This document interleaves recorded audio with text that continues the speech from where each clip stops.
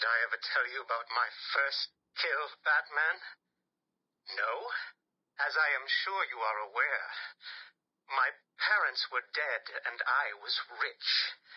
So rich I could have anything I wanted, but of course, all I wanted was them back. I now know that that was impossible, of course, that their death served a higher purpose. But back then, I had yet to experience the joy of cold steel cutting through warm flesh. I had no idea how I could save these people from the relentless misery of their existence. You should have stayed that way. Really? Then I'll stop now. Find another telephone, Batman. Goodbye.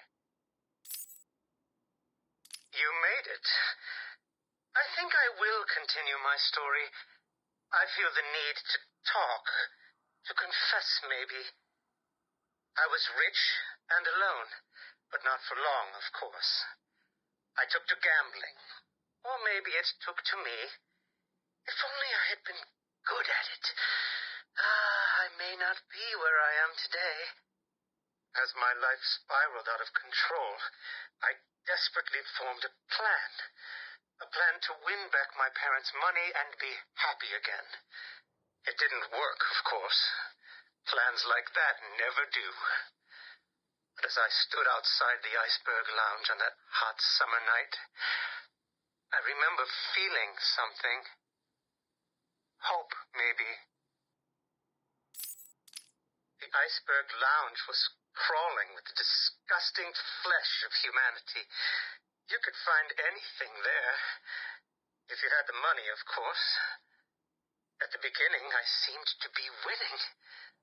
The cards all went my way, and I found myself at the owner's table. Some reason I thought I would win, that he would play fair. I looked around the table. I saw the people I was against. Card sharks, thugs, princes, and the disgusting midget who ran the place. One by one, they all lost or folded.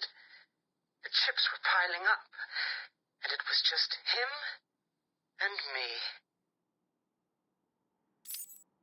They called him the Penguin, even back then. He had both eyes, of course. That little accident hadn't happened yet. And both of them were looking at me when I put down my cards.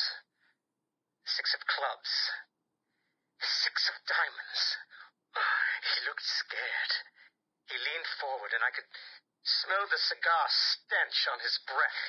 The 6 of spades, and finally, the 6 of hearts. I felt good. And then he started laughing. He belched out smoke, and he put his cards down on the table. Card by card, my heart sank. A 3, a 4, a 5, a 6, a damn 7! Straight flush ended me there. I was lost and thrown out into the city to die, penniless. Can you imagine what it was like, Batman? I was numb. I'd lost everything, and I was alone, crying like a baby staggering through the streets of this city, until I found the answer that I had been looking for. I stood there on the Sprang Bridge, looking out at the sea. I felt the warm breeze on my skin, and it felt right. I looked down and imagined myself falling into the blissful arms of my mother. And then he appeared. He held out the knife and demanded my money. My money! Can you believe it? I looked into his cold, desperate eyes, and I saw something familiar. Something inevitable. I saw oblivion. I saw that we are all the same, stuck on a miserable loop that demands salvation. So I gave it to him. Can you imagine the vagrant surprise when I grabbed his knife from his hands? It was instinctive. It was beautiful. In one movement, I sliced out his throat and gave him the gift of salvation. It happened so fast, but I felt every joyous sensation. The blood sprayed over my face, and I saw what little life was left in his eyes leave. But then it was over. I felt lost, like it had been meaningless, that no one would acknowledge my sacrifice. And then it happened. Without realizing what I was doing, I plunged the knife into my forearm and cut deep. It was incredible. I felt my body elevate to a higher place. It had become a temple to my work.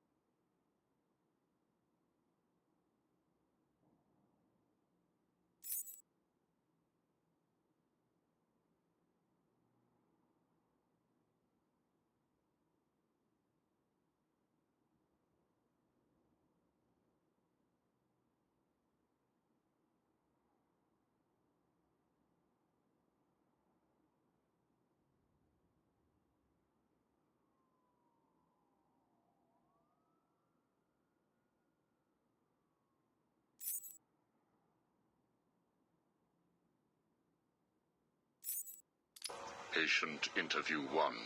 Subject's name, Jervis Tetch, a.k.a. the Mad Hatter. Brought to Arkham Asylum by the Batman 6 months ago. Patient exhibits signs of obsessive compulsion and paranoid schizophrenia. Sit down, Mr. Tetch. But there's no time to sit. I need Alice. Where is my Alice? Please. No time to sit, not time to chat. I'm searching for Alice, and I've lost my head. Guard, restrain Mr. Tetch. Get off me. Get off me. I'm late. I'm running out of time, Alice. Where are you? Alice isn't here yet. Just relax, Jervis. She will be here soon. I promise. But Now, would you like some tea, patient?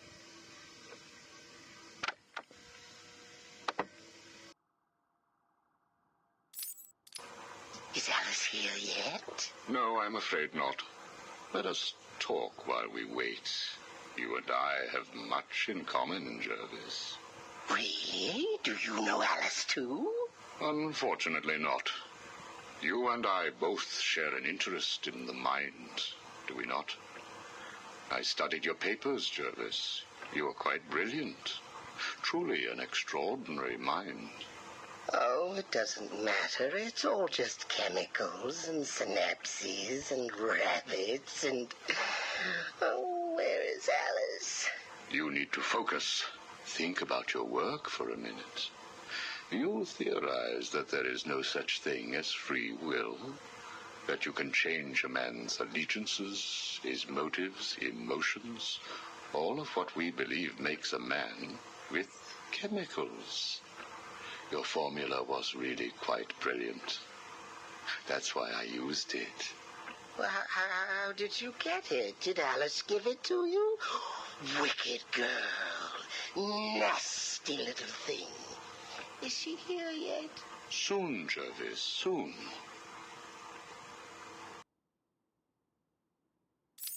She... Oh, you told me that Alice would be here. She is, Jervis. She's right here. Alice? Alice, come out. Don't pout. Don't make me shout. Alice, come out. Where are you?